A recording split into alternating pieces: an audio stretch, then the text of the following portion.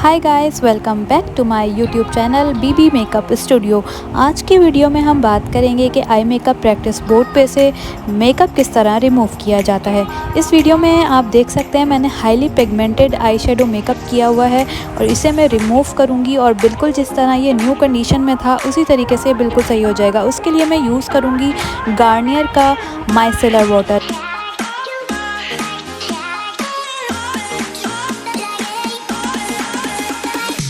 Cotton की मदद से मैंने मेकअप रिमूव किया माइसेलर वाटर से।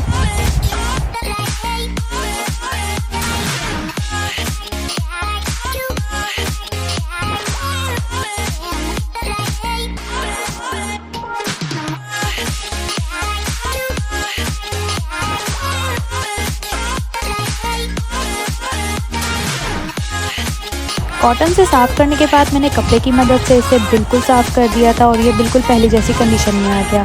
आज की वीडियो में इतना ही। नेक्स्ट वीडियो में मिलेंगे नए टॉपिक के साथ। तब तक के लिए अल्लाह हाफ़िज़।